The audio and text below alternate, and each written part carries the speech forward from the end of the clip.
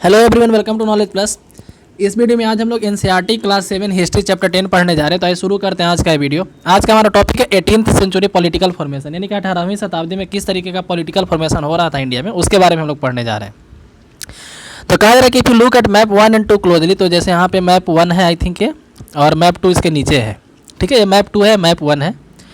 तो you will see that something significant happening in the sub continent during the first half of the 18th century. तो इससे पता चला है कि इस सब कंटिनेंट में, जो इंडियन सब कंटिनेंट है, वहाँ पे फर्स्ट हाफ जो है 18th सेंचुरी का, वहाँ पे कुछ हो रहा है। क्या हो रहा है उसके बारे में notice the boundary of Mughal empire. तो मुगल इंपायर के बाउंड्री के बारे में देखिए। Where receipt the emergence of number of independent kingdom. तो मुगल इंपायर में बहुत सारे इंडिपेंडेंट किंगडम हो गए थे, जैसे आप देख सकते हैं यहाँ पे बहुत सारे इंपायर किंगडम हो गए। मुगल इंपायर का बाउंड्री जो डॉटेड लाइन से है, ब्लैक कलर वाला, ये जो है बाउंड्री है ना, बाउंड्री मुगल इंपायर का, यहाँ से ऐसे। ठीक है, तो कहा जा रहा है कि इसमें बहुत सारे छोटे छोटे इंडिपेंडेंट किंगडम बन गए थे। By 1765 notice how another power the British है सक्सेसफुली ग्रैब्ड। तो कहा जा रहा है कि 1765 तक एक और नया पावर आ गया था, ब्रिटिश। ठीक है, और एक बड़ा टेरिटरी जो है ईस्टर्न इंडिया में, खास करके बंगाल वाले एरिया में अपने अंदर ले लिया था। What is maps tell us is that political condition in the 18th century. इस मैप से हम लोग को पॉलिटिकल सिचुएशन के बारे में पता चलता है। 18वीं शताब्दी में क्या पॉलिटिकल सिचुएशन था उसके बारे में पता चलता है, और किस तरीके से चेंज हुआ उसके बारे में पता चलता है। In this chapter we will read about the emergence of new political group in the sub continent during the first half of the 18th century. तो कहा जा रहा है कि इस चैप्टर में हम लोग यही पढ़ेंगे किस तरीके के नए नए पॉलिटिकल ग्रुप इमर्ज हुए, है ना, 18th सेंचुरी के फर्स्ट हाफ में, 1707 से लेकर के 1761 के बीच में, है ना, रफली फ्रॉम 1707 व्हेन औरंगजेब डाइड। 1707 में औरंगजेब की मृत्यु के बाद से जब थर्ड बैटल ऑफ पानीपत हुआ 1761 में, उस समय तक की हिस्ट्री के बारे में हम लोग पढ़ने जा रहे हैं इस वीडियो में। तो शुरू करते हैं आज का video. The crisis of the empire and the later Mughal. ठीक है, तो एम्पायर का क्राइसिस कहने का मतलब कि जो एम्पायर नए नए जो राजा आ रहे थे उतने काबिल नहीं आ रहे थे, है ना, औरंगजेब के बाद, और इसी को बोलते हैं क्राइसिस ऑफ द एम्पायर। और बाद में जो मुगल हो उसको लेटर मुगल बोलते हैं, औरंगजेब के बाद वाले मुगल को लेटर मुगल बोलते हैं। तो in chapter 4 you will saw that how Mughal empire reach the height of the success and started facing a variety of crisis एक toward the closing year of 17th century. तो कह रहा है कि चैप्टर 4 में हम लोग पढ़े थे मुगल एम्पायर किस तरीके से अपने हाइट में पहुंचा। ठीक है, वहीं 17th सेंचुरी के क्लोजिंग में, मतलब 17th सेंचुरी जब लास्ट होने लगा तो किस तरीके से एक क्राइसिस से गुजरा, बहुत सारे लोग इंडिपेंडेंट होने लगे। These were causes by number of factor. इसके बहुत सारे फैक्टर थे। Emperor Aurangzeb has depleted the military and financial resources of his empire of fighting a law war in the Deccan. तो कहा जा रहा है कि इंपेरर जो औरंगजेब था अपने मिलिट्री पावर को कम कर लिया था, अपना फाइनेंशियल रिसोर्सेज को खर्च कर दिया था लड़ाई में। ठीक है, डेक्कन में, डेक्कन का जो इलाका था वहाँ पे काफ़ी ज़्यादा लड़ाई लड़ा था वो, जिसके कारण से उसका जितना भी फाइनेंशियल रिसोर्स था सब खत्म हो चुका था। Under his successor the efficiency of imperial administration broke down. तो उसके सक्सेसर के मतलब कि जब उसके सक्सेसर यहाँ राज कर रहे थे, ठीक है, जब औरंगजेब के जो सक्सेसर थे वे यहाँ राज कर रहे थे, तो उस समय जो एडमिनिस्ट्रेशन का जो यहाँ तरीका था, है ना, वो काफ़ी ज़्यादा टूट चुका था। It became increasingly difficult for later Mughal empire to keep a check on the powerful mansabdar. तो जो पावरफुल मनसबदार थे, मुगल के जो पावरफुल मनसबदार थे, उनके ऊपर बैलेंस रखने में, उनके ऊपर निगरानी रखने में, इसके कारण से मुगल लोग जो हो गए फेल किए। ठीक है, मतलब क्योंकि उनके पास फाइनेंशियल पावर ज़्यादा नहीं था।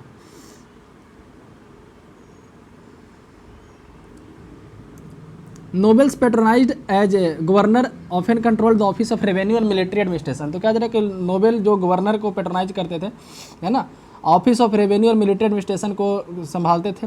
This give the extraordinary political, economic and military power over last region of the Mughal empire as the governors consolidated their control over the provinces the periodic remission of revenue to the capital decline. तो कहा जा रहा है कि जैसे बहुत सारे जो गवर्नर थे अपने आप को इंडिपेंडेंट घोषित करने लगे, इस कारण से जो रेवेन्यू था सेंट्रल गवर्नमेंट का वो डिक्लाइन करने लगा।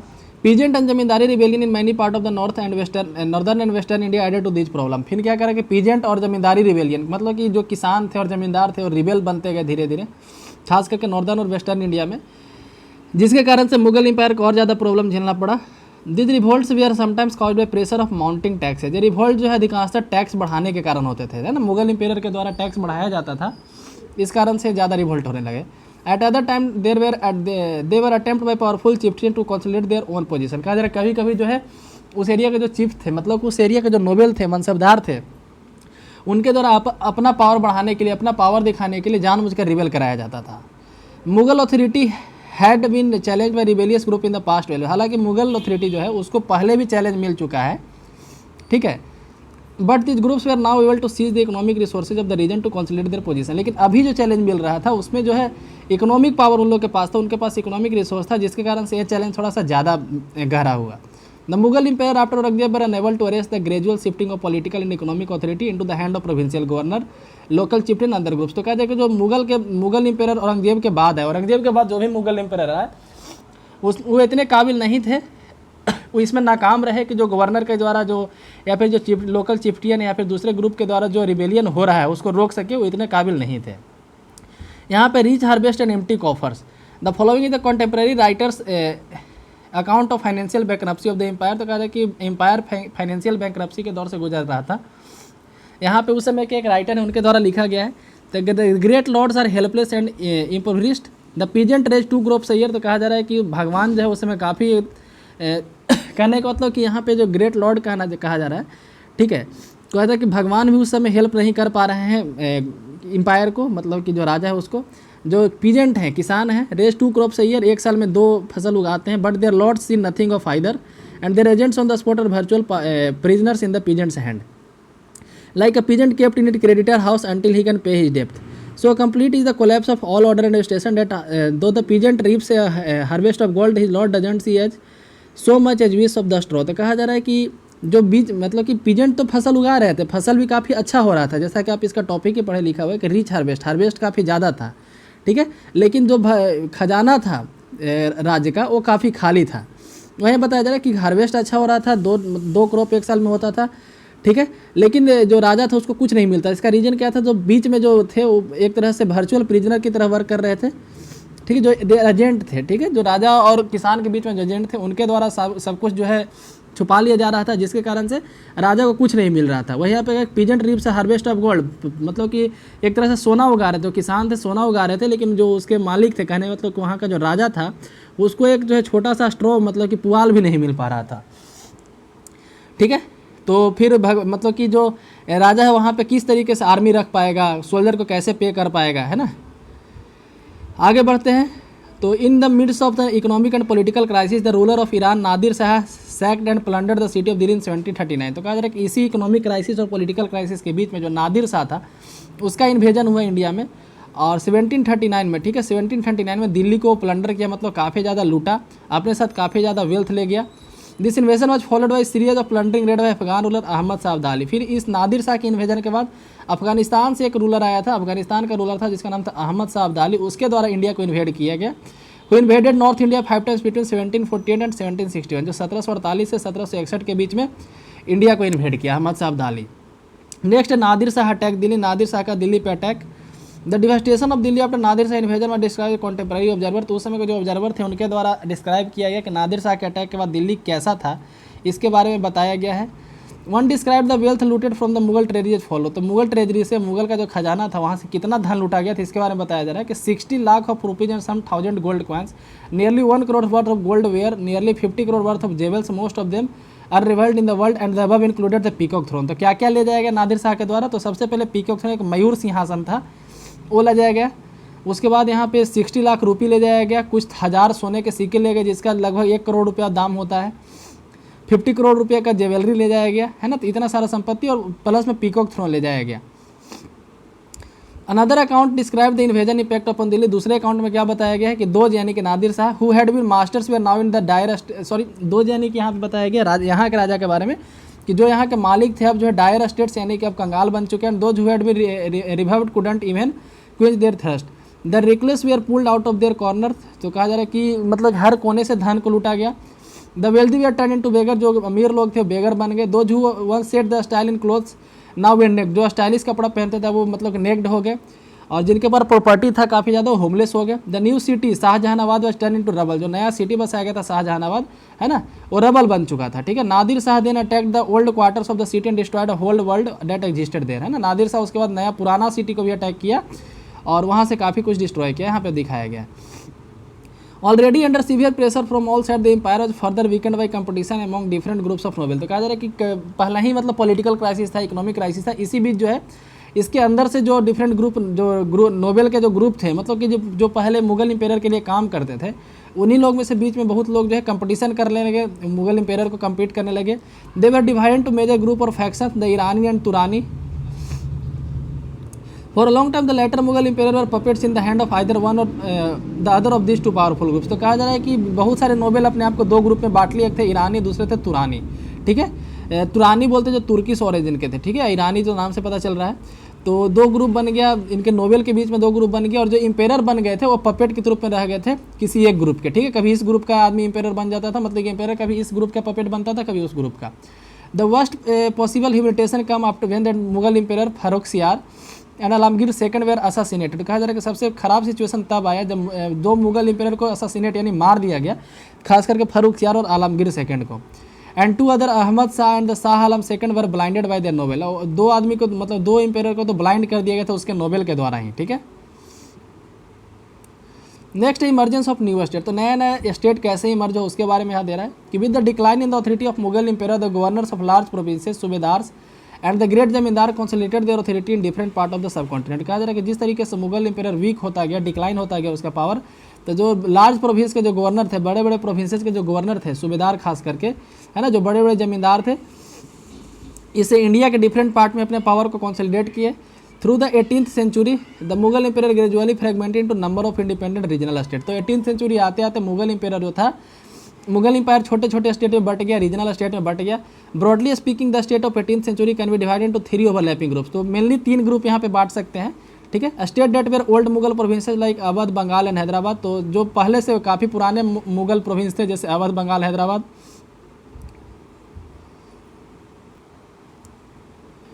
नेक्स्ट यहाँ पे है, कहा जा रहा है कि Hyderabad although extremely powerful and quite independent, the ruler of these state didn't break their formal ties with Mughal empire. कहा रहा है कि ये तो इंडिपेंडेंट हो चुके थे, अवध, बंगाल और हैदराबाद के रूलर, ठीक है, लेकिन मुगल इंपेयर के साथ अपना टाई नहीं तोड़े थे। Next state that had enjoyed considerable independence under the Mughal as watan jagir. दूसरा क्या है कि वतन जागीर के रूप में मुगल के अंदर ही इंडिपेंडेंट हो गए थे, मतलब कि मुगल के द्वारा और लीगली तौर पर इंडिपेंडेंस घोषित करवा लिए थे। दिस इंक्लूडेड सेवरल राजपूत प्रिंसिपलिटीज, इसमें मेनली राजपूत रूलर आते थे। तीसरा, the last group included a state under the control of Maratha, Sikh and other like Jat. तो तीसरा में आता है जो मतलब कि दूसरे के अंदर थे, जैसे मराठा हो गए, सिख हो गए, जाट के अंदर जो स्टेट आता था। There were different sizes and had seize their independence from Mughal after a long run armed struggle. तो ये जो मराठा, सिख और जाट वगैरह थे, मतलब कि मुगल से लड़ाई लड़के अपने आप को इंडिपेंडेंस घोषित किए थे। Next the old Mughal provinces. जब ओल्ड मुगल प्रोविंसेस के बारे में पढ़ने जा रहे हैं, तो among the state that where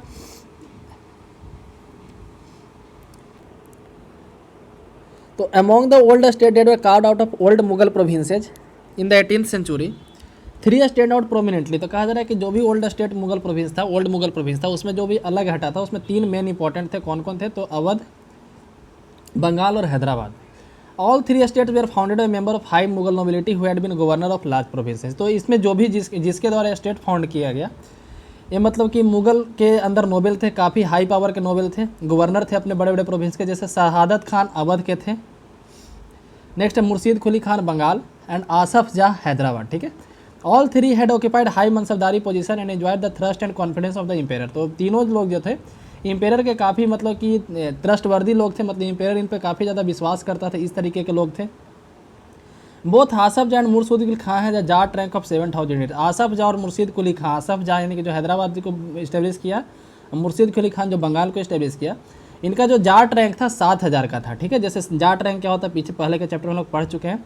और जो सादत खान जो था उसका जाट रैंक 6000 का था। अब हम लोग हैदराबाद का पढ़ते हैं। निजाम उल मुल्क आसफ जाह, इसका पूरा नाम था Nizam ul Mulk Asaf Jah, the founder of Hyderabad state 1724 से 1748 तक।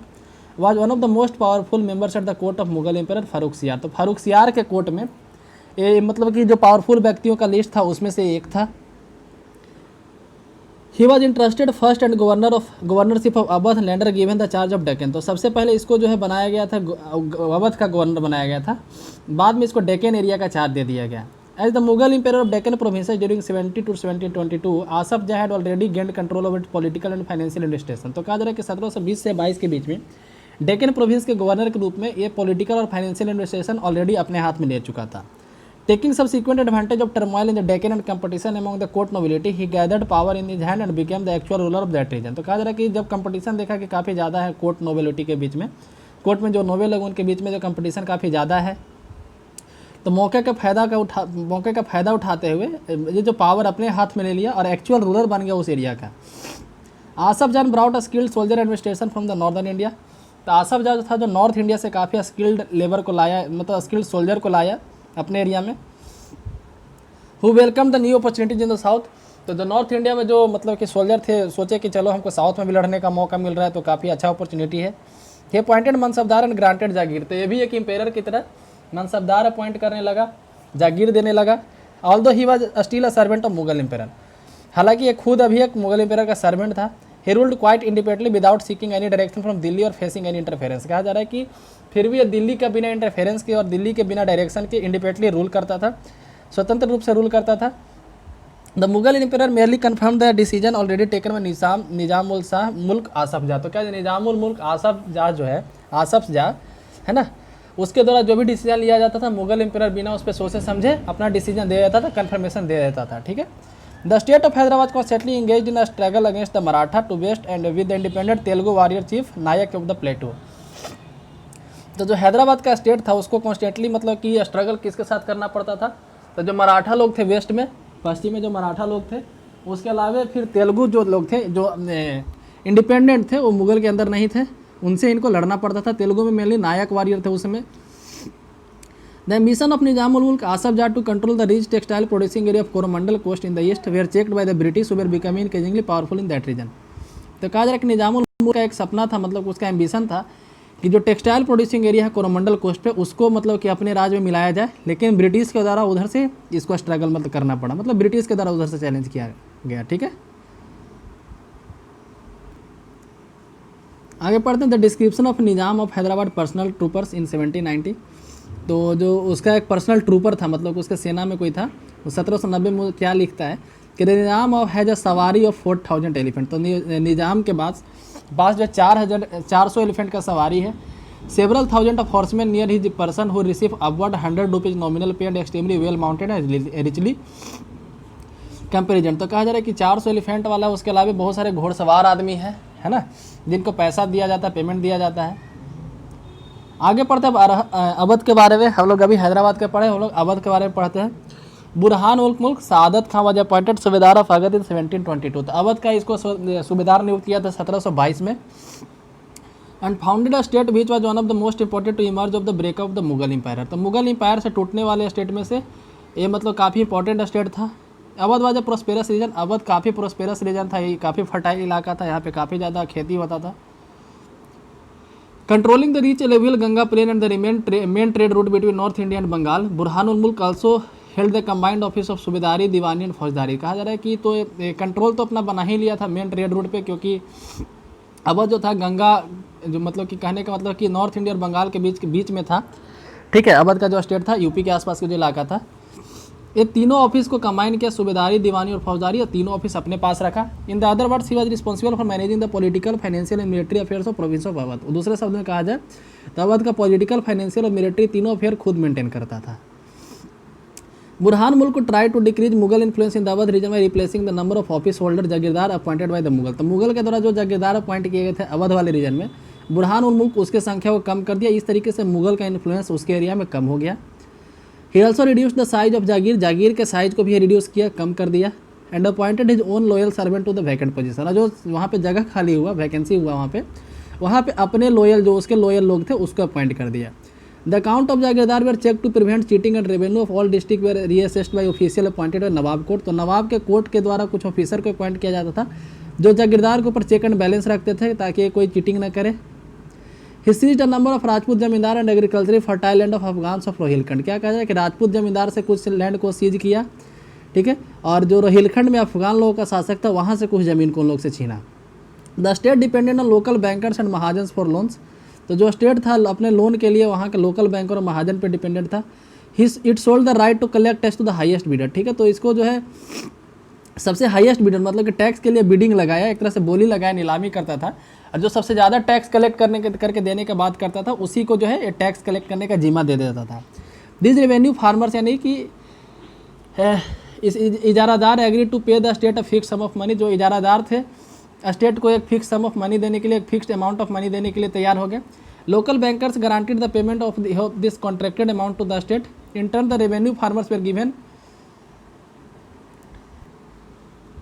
Considerable freedom in the assessment and collection of taxes. तो कहा जा रहा है कि जो इजारादार थे, है ना, वो एग्री किए कि एक फिक्स्ड अमाउंट ऑफ मनी हम देंगे हर साल, मतलब कि जो शासक है उसको, रूलर को, ठीक है। लोकल बैंकर जो थे guaranteed the payment of this contracted amount, तो ये जो इजारादार को कौन पैसा देगा उतना, तो लोकल बैंकर देंगे, ठीक है। और लोकल बैंकर कहाँ से लाएंगे, तो टैक्स कलेक्ट करेंगे फार्मर से। This development allowed new social group, तो इसके तहत एक नया सोशल ग्रुप बना, money lender and banker, to influence the management of state revenue system, something which had not occurred in the past. तो ऐसा पहले कभी नहीं हुआ था, है ना, जो अभी हो रहा था। आगे पढ़ते हैं बंगाल के बारे में। तो Bengal gradually broke away from the Mughal control under the Murshid Quli खां। तो मुगल कंट्रोल से दूर बंगाल कब गया, मुर्शिद कुली खां के नेतृत्व में, जिसको नायब नियुक्त किया गया था, ठीक है। तो मतलब मुर्शिद कुली खां जो है नायब था, deputy to the governor of the province, से डिप्टी गवर्नर था। Although never a formal subedar, Murshid Quli Khan was very quickly seized all power that went with that office.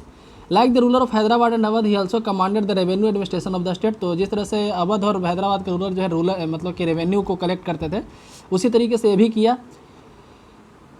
ठीक है।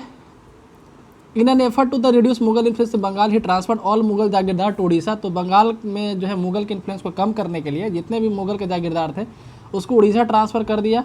And order the major reassessment of revenue of Bengal, और बंगाल के revenue system को काफ़ी ज़्यादा reassessment किया, मतलब दोबारा उसको काफ़ी ज़्यादा छानबीन किया, वहाँ पे रीअसेस किया उसको। Revenue was collected in cash with great strictness from all zamindar, तो हर एक जमींदार से काफ़ी स्ट्रिक्ट फॉर्म में रेवेन्यू कलेक्ट किया जाता था। As a result many zamindar had to borrow money from bankers and money lenders, इस कारण से कई जमींदार को बैंकर से और मनी लेंडर से पैसा लेना पड़ता था। Those unable to pay were force to sell their land to the larger zamindar, तो जो यदि जमींदार नहीं पैसा दे पाता था टाइम पे, उसको कहा जाता है तुम अपना ज़मीन बेच दो बड़े जमींदार को, ताकि तुमको कम टैक्स देना पड़े। The formation of regional state in the 18th century Bengal therefore led to considerable change among the zamindar, तो जमींदार में काफ़ी ज़्यादा चेंजिंग हुआ जब नया स्टेट बना। The close connection between the state and bankers noticeable in Hyderabad Awadh as well as evident in Bengal, तो जो हैदराबाद और अवध में बैंकर और रूलर के बीच में जो क्लोज कॉन्टैक्ट हुआ था, जैसे पिछले मतलब अवध वाले में हम लोग पढ़े, तो बंगाल में भी देखने को मिलता है under the rule of Alivardi Khan. During this rain banking house of जगत सेठ बिकम एक्सट्रीमली प्रोस्पेरस, तो इस समय एक बैंकिंग हाउस थे जगत सेठ, मतलब जो है काफ़ी इस समय प्रोस्पेरस बने, ठीक है। इसी कारण से if we take a bird's eye view we can detect 3 common feature among this state, तो कहा जा रहा है कि एक निगरानी करें कॉमन इसमें देखें तो तीन चीज़ कॉमन है। पहला, though many of the larger state were established by erstwhile Mughal nobles, they were highly suspicious of some of the administrative system they had inherited in the particular of jagirdari system. तो तीनों में 3 चीज़ common क्या था, तो सबसे पहला था कि तीनों नोबेल जो थे, मतलब तीनों जो स्टेट बना था, पहले मुगल नोबेल थे, है ना, मुगल के दरबार में नोबेल्स थे, और लेकिन कहा जा रहा है कि were highly suspicious of some of the administrative system that they had inherited, तो जो मुगल से इनहेरिट किए गए उनका जो एडमिनिस्ट्रेटिव सिस्टम था अधिकांशतः उसमें मुगल से इनहेरिट किए गए थे, जैसे जागीरदारी सिस्टम देखा जाए। सेकेंडली, दूसरा क्या सिमिलरिटी था, their method of tax collection differ, उनका जो मेथड था टैक्स कलेक्शन का वो डिफरेंट था। Rather than relying upon the officer of the state, जैसे स्टेट के ऑफिसर पे डिपेंडेंट ना होकर के, all 3 resign contracted with the revenue farmer for the collection of revenue, तीनों जो है रेवेन्यू फार्मर से ही डायरेक्ट कंटेक्ट किया है ना, कोई बीच में मिडिल मैन नहीं रखा। The practice of ijaradari thoroughly disapproved of the Mughals spread all over India in the 18th century, जो मुगल के द्वारा इजारादारी सिस्टम जो था मुगल के द्वारा डिसअप्रूव कर गया था, मुगल उसको मान्यता नहीं देते थे, वही 18th सेंचुरी में तीनों स्टेट में काफ़ी ज़्यादा फैला। There impact on country side different considerably, तो मतलब कि डिफरेंट एरिया में डिफरेंट तरीके से उनका प्रभाव पड़ा। The third common feature in all this regional state was their emerging relationship with the rich banker and merchant, और तीसरा जो इंपॉर्टेंट इसमें था कि उनका जो मर्चेंट के साथ, बैंकर के साथ, वो तीनों राजाओं का संबंध काफ़ी अच्छा होने लगा। This people lent money to the revenue farm, ये पीपल जो है मतलब जो मर्चेंट लोग थे, बैंकर लोग थे, फार्मर को पैसा देते थे, इसके बदले में लैंड, ऐसे उसके बदले में लैंड उन लोगों को मिलता था, है ना, टैक्स कलेक्ट करते थे उस लैंड से भी। Through out India the richest merchants and bankers for gaining a state in the new political order, तो इस तरीके से देखा है जाए तो इंडिया में बड़े अमीर मर्चेंट बन गए इसके कारण से, राजा के पॉलिसी के कारण से, ठीक है, जो पॉलिटिकल सिचुएशन को भी कंट्रोल करने लगे कुछ दिन के बाद। नेक्स्ट द वतन जागीर ऑफ द राजपूत, राजपूत का वतन जागीर। जैसे हम लोग पढ़े थे कि पूरे मुगल को तीन स्टेट और तीन तरफ से बांट सकते हैं। पहला था तो हैदराबाद, अवध और बंगाल का केस, जब मुगल के अंदर रहते हुए थोड़ा सा इंडिपेंडेंट हो गए थे। दूसरा जो राजपूत थे वतन जागीर के रूप में उनको अलग कर दिया गया था, मतलब मुगल के इन्फ्लुएंस से बाहर थे। और तीसरा जो लड़ाई लड़ के बाहर हुए थे, जैसे मराठा हो गए, सिख हो गए, जाट हो गए, ये सब। तो हम लोग वतन जागीर ऑफ राजपूत के बारे में पढ़ते हैं। तो many Rajput kings particularly those belonging to the Amber and Jodhpur है serve under the Mughals with distinction. तो बहुत सारे राजपूत किंग मुगल के अंदर सर्व किए थे थोड़ा डिस्टिंक्ट वे में। In exchange they were permitted to enjoy considerable autonomy in their watan jagir. तो इसके बदले में क्या उनको मिलता था, कुछ ऑटोनॉमी मिलता था अपने रीजन में। In the 18th century these rulers now attempt to extend their control over adjacent region. तो 18वीं शताब्दी में ये रूलर जो है अपने बगल वाले एरिया में, उनके जो अगल बगल के इलाका था वहाँ पे भी कंट्रोल करने के लिए बारे में सोचे। Ajit Singh the ruler of Jodhpur was also involve in the factional politics of Mughal court. तो अजीत सिंह जो जोधपुर के रूलर थे वो भी इन्वॉल्व थे मुगल कोर्ट को तोड़ने में। This influential Rajput family claim the subedari of rich provinces of Gujarat and Malwa. ये जो राजपूत फैमिली था मतलब क्लेम करता था सूबेदारी गुजरात और मालवा का। Raja Ajit Singh of Jodhpur held the governorship of Gujarat and Sawai Raja Jai Singh of Amer was governor of Malwa. ठीक है, this officers were renewed by the emperor Jahandar Shah in 1713। 1713 में ऑफिस को रिन्यू किया गया था। ठीक है, ये जहादर शाह एम्पेयर के द्वारा। They also try to extend their territory by seizing portion of imperial territory neighbouring their watans. ठीक है, तो उनका जो वतन था मतलब उनका जो ओरिजिनल ज़मीन था उसके आसपास के एरिया को भी, दूसरे आसपास के टेरिटरी को भी अपने अंदर मिलाने के बारे में सोचते थे। Nagpur was conquered and next to the house of Jodhpur. जैसे नागौर नहीं, नागौर को कनकर किया गया है ना, जोधपुर में मिलाया गया। While Amber seize large portion of Bundi, जबकि बूंदी के बड़े इलाके को अंबर के द्वारा सीज किया गया। Sawai Raja Jai Singh founded the new capital at Jaipur and was given the subedari of Agra in 1722। तो सवाई राजा जय सिंह जो है नया कैपिटल बनाया जयपुर, राजा जय सिंह के द्वारा जयपुर बनाया गया और उसको 1722 में आगरा का सूबेदारी दिया गया। Maratha campaign to Rajasthan from 1740 put several pressure on the principality to check their further expansion. तो मराठा का कैंपेन जो राजस्थान में था, राजस्थान को मराठा में मिलाने का जो मराठा लोगों का सपना था 1740 में, उस पर काफ़ी ज़्यादा प्रेशर हुआ है ना, और उनके एक्सपेंशन को इधर से काफ़ी चैलेंज मिला राजपूत के द्वारा। Many Rajput chiefs built a number of fort on the hill tops while become centres of the power. तो कहते बहुत सारे राजपूत चीफ जो थे है ना, बहुत सारे फोर्ट बनाते थे, कई फोर्ट बनाए, पहाड़ों पे फोर्ट बनाए जो पावर का सेंटर बना। With extensive fortification these Majestic structure housed urban centre, places, temple, trading centre, water harvesting structure, other buildings. तो कहा जा रहा है कि इस पैलेस में बहुत कुछ होता था है ना, जैसे अर्बन सेंटर होते थे, यहाँ पे बाजार लगता था, मंदिर होता था, ट्रेडिंग सेंटर होता था, वाटर हार्वेस्टिंग स्ट्रक्चर होता था और भी कई तरह के बिल्डिंग होते थे। जो Chittorgarh fort content many water bodies varying from talabs and kundi. तो कहा जा रहा है कि चित्तौड़गढ़ का जो फोर्ट था उसमें बहुत सारा वाटर बॉडी था, जैसे तालाब था, कुंडी था, बावली स्टेपवेल को बोलते हैं। ठीक है, ये सब कुछ था। आगे पढ़ते राजा जय सिंह ऑफ जयपुर के बारे में।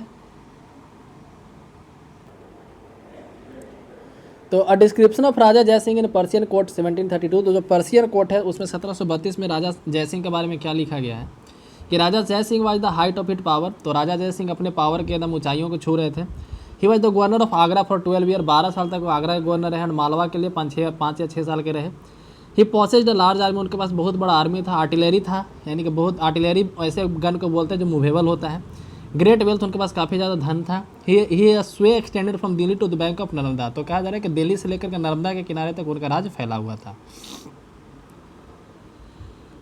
आगे पढ़ते हैं। तो ये मेहरगढ़ का फोर्ट है जोधपुर का। Next seizing independence. तो मुगल एम्पायर से इंडिपेंडेंस घोषित करना अपने आप को, जैसे सिख के द्वारा किया गया, जाट के द्वारा किया गया, मराठा के द्वारा किया गया, उसके बारे में पढ़ते हैं। The organisation of Sikh into political community during the 17th century help in regional state building in the Punjab. तो कहा जा रहा है कि पंजाब में जो है सिखों के द्वारा एक पॉलिटिकल कम्युनिटी का ऑर्गेनाइजेशन किया गया और उससे अलग several battles were fought by Guru Gobind Singh against the Rajput and Mughal rulers. तो गुरु गोविंद सिंह के द्वारा बहुत सारा लड़ाई लड़ा गया राजपूत के अगेंस्ट, मुगल रूलर्स के against. Before and after the institution of Khalsa in 1699। तो 1699 में खालसा के स्थापना के पहले और बाद दोनों टाइम मुगल्स के द्वारा लड़ाई लड़ा गया राजपूत के अगेंस्ट, सिख के द्वारा लड़ाई लड़ा गया राजपूत के अगेंस्ट भी और मुगल के अगेंस्ट भी। After his death in 1708 the Khalsa rose in revolt against the Mughal authority under the Banda Bahadur leadership. तो बंदा बहादुर की लीडरशिप में मुगल के अगेंस्ट जो है काफ़ी ज़्यादा गुरु गोविंद सिंह के डेथ के बाद उनके लीडरशिप में खालसा रिवोल्ट काफ़ी ज़्यादा फैला। Declare their sovereign rule bye striking coins in the name of Guru Nanak. तो गुरु नानक और गुरु गोविंद सिंह के नेतृत्व मतलब कि सिक्के के नाम से सिक्का छापते हुए अपने आप को जो है सोवरेन रूल मतलब कि इंडिपेंडेंस घोषित किया, इससे बोल सकते हैं क्या नाम है, मुगल से। अपना एक एडमिनिस्ट्रेशन सेटअप किया सतलज और जमुना के बीच में, सतलज नदी और जमुना नदी के बीच में। Banda Bahadur was captain in 1715 and executed in 1716। तब बंदा बहादुर को 1715 में कैप्चर कर लिया गया था और 1716 में उसको एग्जीक्यूट कर दिया गया था, मतलब उसको मार दिया गया था। Under number of able leaders in the 18th century Sikh organise themselves into a number of bands called jatha, ठीक है, सॉरी जत्था, ठीक है। तो कहा जा रहा है कि बहुत सारे एबल लीडर के नेतृत्व में 18वीं शताब्दी में सिख जो है अपने आप को ऑर्गेनाइज किए बहुत सारे बैंड में, जिसको हम लोग जत्था बोलते हैं, एंड लेटर मिसल, जिसको बाद में मिसल के नाम से जाना गया। Their combined forces were known as grand army, उसके जो कंबाइंड फोर्स होते थे जत्था और मिसल के, उसको ग्रैंड आर्मी यानी दल खालसा बोला जाता था। The entire body use to meet at Amritsar at the time of Baisakhi and Diwali to collective decision known as resolution of the guru. तो कहा जा रहा है कि जो पूरा बॉडी था दल खालसा का, ये अमृतसर में मीट करता था बैसाखी के दिन और दिवाली के दिन, जहाँ पे डिसीजन लिया जाता था और रिजोल्यूशन पास किया जाता था, है ना, वहाँ पे पास किया जाता था गुरुमत पास किया जाता था, यानी गुरु का मत, जिसको इंग्लिश में बोला जाता है resolution of the guru. A system called rakhi was introduced, एक राखी का सिस्टम इंट्रोड्यूस किया गया था। Offering protection to cultivator on the payment of tax of 20% of the produce, यानी कल्टिवेटर को प्रोटेक्शन दिया जाता था, यदि अपने प्रोडक्ट का 20% दे दे, उसका जो फसल होगा उसका 20% दे दे तो उसको यहाँ पे प्रोटेक्शन दिया जाता था। Guru Gobind Singh has inspired the Khalsa with the believe that their destiny was to rule. तो कहा गुरु गोविंद सिंह जो है खालसा को इंस्पायर किए थे ये कहते हुए कि उनका जो डेस्टिनी है, उनके किस्मत में तो राज करना लिखा है ना, राज करेगा Khalsa. Their well knit organisation able them to put up a successful resistance to the Mughal governor first and then to Ahmad Shah Abdali. तो कह रहा है कि उनका जो काफ़ी अच्छी तरीके से ऑर्गेनाइज को मतलब उस संगठन को काफ़ी अच्छी तरीके से बनाया गया था खालसा के मतलब संगठन को, जिसके कारण से मुगल को रजिस्ट करने में सक्सेसफुल हुआ, बाद में अहमद शाह अब्दाली को रजिस्ट करने में सक्सेसफुल हुआ। The Khalsa declare their sovereign rule by breaking their own coin again striking their own coin again 1765। तो 1765 में मुगल से अपने आप को आज़ाद घोषित कर लिया। Significantly the coin bore the same inscription as the ones on the border issued by Khalsa in the time of Banda Bahadur. The Sikh territories in the late 18th century extended from Indus to Jamuna. तो सिख टेरिटरी था 18वीं शताब्दी में, इंडस से लेकर जमुना नदी तक फैला था, but they were divided by different ruler, लेकिन उसमें कई रूलर थे। One of them Maharaja Ranjit Singh reunited this group. तो महाराणा रंजीत सिंह के द्वारा जो है, महाराजा रंजीत सिंह के द्वारा इस ग्रुप को रीयूनाइट किया गया और अपना कैपिटल लाहौर में 1799 में इस्टेब्लिश किया गया, 1799 में, ठीक है। अब पढ़ते हैं मराठा के बारे में। तो Maratha kingdom was another powerful regional kingdom to arise out of the sustained opposition of Mughal rule. तो मुगल रूल के मतलब ओपोजिशन के कारण, मुगल रूल को अपोज करके, उसका विरोध करके मराठा किंगडम एक पावरफुल रीजनल किंगडम अराइज हुआ। शिवाजी 1627 से 1680 ईस्वी carved out a stable kingdom with the support of full warriors Deshmukh. तो कहा जा रहा है कि देशमुख की मदद से, जो वॉरियर फैमिली से आते थे, शिवाजी जो है काफ़ी एक बड़े किंगडम, एक स्टेबल किंगडम की स्थापना की है। Groups of highly mobile peasant पेस्टोलिस्ट कुनबी provide the backbone of the Maratha army को बैकबोन प्रोवाइड किया जाता था कुनबी के द्वारा। कुनबी पीजेंट और पेस्टोलिस्ट होते थे जो काफ़ी मोबाइल मतलब एक जगह से दूसरे मूवेबल थे। Shivaji use this forces to challenge the Mughal in the peninsula. तो पेनिनसुलर इंडिया में मुगल के फोर्सेज को शिवाजी के द्वारा चैलेंज किया, इन लोगों की मदद से चैलेंज दिया गया। After Shivaji death effective role of Maratha state was wielded by the family of Chitpavan Brahman who serve Shivaji successor Peshwa. तो कहा जा रहा है कि शिवाजी के डेथ के बाद मेनली पेशवा का रूल हुआ, ठीक है। पेशवा मेनली ब्राह्मण जाति के लोग होते थे। Poona became the capital of Maratha kingdom. Maratha kingdom का राजधानी पूना हुआ करता था। Under the Peshwa Maratha developed a very successful military organisation. तो मराठा के पेशवा के अंदर मराठा जो है काफ़ी एक सक्सेसफुल मिलिट्री ऑर्गेनाइजेशन डेवलप हुआ। Their success lay in bypassing the fortified area of Mughal by raiding cities and engaging Mughal armies in the area where the supply lines and enforcement could के लिए डिस्टर्ब। तो कहा जाए कि उनका success इस बात से था कि मतलब कि कई मुगल एम्पायर के जो फोर्टिफाइड एरिया थे उसको भी वो मतलब कि रेड किए, है ना, मुगल आर्मी को कई जगह हराए। Between 1720 1761 the Maratha empire expanded. 1720 से 61 के बीच में मराठा एम्पायर काफ़ी ज़्यादा फैला। It gradually clipped away the authority of Mughal empire. Mughal empire से काफ़ी दूर चला गया, मतलब कि मुगल एम्पायर से आज़ाद घोषित कर लिया। Malwa and Gujarat were seized from the Mughal by 1720। 1720 में मालवा और गुजरात को सीज कर लिया गया मुगल से। By the 1730 the Maratha king was recognise as the overlord of the entire Deccan peninsula. तो 1730 में मराठा किंग को रिकॉग्नाइज किया गया overlord of the entire Deccan peninsula. पूरे डेक्कन पेनिनसुला का ओवरलॉर्ड डिक्लेयर किया गया, मतलब कि रिकॉग्नाइज किया गया। He possess the right to levy chauth and sardeshmukhi. तो चौथ और सरदेशमुखी लगाया गया एक तरह का टैक्स था, मराठा के द्वारा लगाया गया था। After raiding Delhi in 1737 the frontiers of Maratha dominated expanded rapidly. तो 1737 में दिल्ली को रेड करने के बाद मराठा का जो फ्रंटियर था काफ़ी ज़्यादा डोमिनेट किया। राजस्थान में पंजाब तक फैल चुका था, राजस्थान को भी लूट, मतलब कि मराठा अपने आर्मी में मिला चुके थे अपने क्षेत्र में। Into Bengal and Orissa in the east and Karnataka and Tamil Nadu and Telugu in the south, है ना। तो काफ़ी बड़ा कंट्री, एक तरह से बोल सकते हैं कि एक बड़ा एरिया मराठा के द्वारा मराठा एम्पायर का हो चुका था। जो not formally include in the Maratha empire but they made to pay tribute as way of accepting Maratha sovereignty. कहा जा रहा है कि डायरेक्टली मराठा एम्पायर में नहीं थे, लेकिन इनको मराठा का सोवरेनिटी कबूल करना पड़ा। Expansion brought enormous resources but it came at price. कहा जा रहा है कि जो एक्सपेंशन था इसमें तो काफ़ी ज़्यादा रिसोर्स आया, है ना। जो एक्सपेंशन हुआ मराठा एम्पायर का, इसके कारण से काफ़ी ज़्यादा रिसोर्स है, लेकिन इसका काफ़ी ज़्यादा कीमत भी चुकाना पड़ा। This military campaign also made other ruler hostile toward the Maratha. तो कहा जा रहा है कि इतना बड़ा मिलिट्री कैंपेन के कारण दूसरे रूलर भी मराठा के विरोधी होते गए। As a result they were not incline to support the Maratha during the third battle of Panipat in 1761। इसी कारण से 1761 में जब पानीपत का तीसरा युद्ध हुआ था, उस समय कोई रूलर मराठा के सपोर्ट में नहीं आए, क्योंकि मराठा जो है का लड़ाई हर रूलर से हुआ था, ठीक है। मतलब कि जितने भी इंडिया में उस समय रूलर थे सबका मराठा से नहीं बनता था। Alongside endless military campaigns, the Maratha developed an effective administrative system as well। तो मिलिट्री कैंपेन में तो मराठा आगे थे ही, बल्कि इसके अलावा एडमिनिस्ट्रेटिव सिस्टम भी काफ़ी अच्छी तरीके से मराठा डेवलप किए। Once conquest had been completed and Maratha rule was secure, revenue demand were gradually introducing taking local condition in account. तो कहा जा रहा है कि एक बार मराठा एम्पायर सेटअप हो जाता था अच्छे से, ठीक है, तो वहाँ पे रेवेन्यू डिमांड को इंट्रोड्यूस किया जाता था लोकल कंडीशन को देखते हुए। एग्रीकल्चर और इनकरेज एंड ट्रेड रिवाइव। तो एग्रीकल्चर को इनकरेज किया गया, ट्रेड को रिवाइव किया गया। This allowed Maratha chief sardar like Scindia and Gwalior, Gaekwad और Baroda and Bhonsle of Nagpur the resources to raise powerful army. तो इसके कारण से जो मराठा चीफ थे, इसका कई नाम था, जैसे सिंधिया थे ग्वालियर में, गायकवाड़ थे बड़ौदा में, भोसले थे नागपुर में, है ना। इस तरीके की इनके द्वारा काफ़ी पावरफुल आर्मी इस्टेब्लिश किया गया। Maratha campaign into Malwa in 1720 didn't challenge the growth and prosperity of the cities in the region. Ujjain expanded under Scindia patronage and Indore अंदर द होलकर। तो उज्जैन जो है सिंधिया के अंदर था, Holkar. By all account this cities were large and prosperous. तो कहा जा रहा है कि सिटी काफ़ी ज़्यादा प्रोस्पेरस था, बड़ा था। And function as important commercial and cultural centre, और इंपॉर्टेंट कल्चरल और कमर्शियल सेंटर के रूप में फंक्शन करता था। New trade routes emerge with the area control by the Maratha. तो मराठा के द्वारा कंट्रोल एरिया में नए ट्रेड रूट इमर्ज हुए। The silk produced in the Chanderi region now found new outlet in Poona. जो चंदेरी में सिल्क उगता था, बनाया जाता था, प्रोड्यूस किया जाता था, तो पूना में उसका जगह मिलने लगा।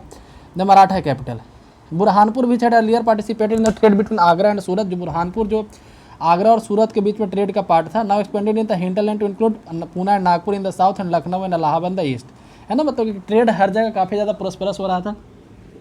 अब पढ़ते हैं जाट के बारे में। एक ऐसे इंडिपेंडेंट अपने आप को घोषित किए। तो like the other state the Jat consolidated their power during the late 17th century. तो 17वीं शताब्दी के लास्ट में जाट भी अपना पावर को कंसोलिडेट किया 18th century. Under their leader Churaman they acquired control over territory situated the west of Delhi. तो अपने राजा चौरामन के नेतृत्व में जो है दिल्ली के वेस्ट में अपना कैपिटल, मतलब कि अपना टेरिटरी एक्वायर किए by 1680 and they begin dominating the region between two imperial cities Delhi and Agra. और दिल्ली और आगरा के बीच के एरिया को डोमिनेट करने लगे। For a while they became the virtual custodian of the city of Agra. The Jat were prosperous agriculturist. ये prosperous agriculturist होते थे, किसान होते थे। And towns like Panipat and Ballabhgarh became important trading centre in the area dominated by them. तो पानीपत और बल्लभगढ़ इनके area में आता था। Under Surajmal the kingdom of Bharatpur emerge as the strong state. कहा जा रहा है सूरजमल के नेतृत्व में, राजा सूरजमल के नेतृत्व में जो भरतपुर का किंगडम था काफ़ी एक स्ट्रॉन्ग स्टेट के रूप में इमर्ज हुआ। वह Nadir Shah sacked Delhi in 1739 many of the city notables took refugee there. तो कहा जा रहा है कि जब नादिर शाह दिल्ली को इन्वेड किया था 1739 में, तो दिल्ली के कई लोग जो है इसके एरिया में आकर रिफ्यूजी बने थे। He son Jahangir Shah and 30,000 troop of his own has hired another 20,000 Maratha and 15,000 Sikh troop to fight the Mughal. Mughal से लड़ने के लिए उसका जो बेटा था जिसका नाम था जवाहिर शाह, ठीक है, जिसमें 30,000 ट्रूप था उसका। उसके अलावा मुगल का मतलब कि था, और मराठा का सैनिक था 20,000, 15,000 सिख का सैनिक था, है ना। मुगल से लड़ने के लिए बनाए थे। भाई the Bharatpur fort was built in fairly traditional style. The Deeg at Deeg the Jat built an elaborate garden palace combining style seen as Amber and Agra. तो कहा जा रहा है कि भरतपुर फोर्ट एक अलग स्टाइल में बनाया गया था, ट्रेडिशनल स्टाइल में, लेकिन वहाँ पे जो कुछ बनाया गया था, डिग बनाया गया था। एट डिग द जाट, डिग में जो है ना, जाट के द्वारा बनाया गार्डन पैलेस जो अम्बेर और आगरा के कंबाइन स्टाइल को कंबाइन करके बनाया गया है। Its building were model on architecture forms first associated with royalty under Shah Jahan. तो उसका जो बिल्डिंग था शाहजहाँ के बिल्डिंग से काफ़ी ज़्यादा मिलता जुलता था। अब इसमें जो है एल्सवेयर में फ्रेंच रिवॉल्यूशन के बारे में पढ़ना, जिसमें हम लोग 9th क्लास में इसके बारे में पढ़ेंगे, लेकिन यहाँ पे थोड़ा सा सिंपल में दिया है कि फ्रांस में एक रिवॉल्यूशन हुआ, वहाँ पे जो पूरे पॉपुलेशन को 3 स्टेट में बांटा गया था, है ना, नोबेल क्लर्जी, नोबेल्स और थर्ड स्टेट को भी 3 पार्ट में बांटा गया था, और टैक्स सिर्फ थर्ड स्टेट के लोग देते थे, जिस कारण से वहाँ पे काफ़ी ज़्यादा इनइक्वलिटी था, लोगों में असमानता था। यही आगे चल के रिवॉल्यूशन का कारण बना। ठीक है, फ्रेंच रिवॉल्यूशन मेनली 1789 के आसपास हुआ था। ठीक है, तो इसी के साथ ये चैप्टर समाप्त होता है। आपके लिए होमवर्क है कि यहाँ पे फिलिंग द ब्लैंक्स, ट्रू और फॉल्स, और ये जो मैच द फॉलोइंग है। ठीक है, उसके बाद यहाँ पे फिलिंग द ब्लैंक्स है, और यहाँ पे ट्रू और फॉल्स है।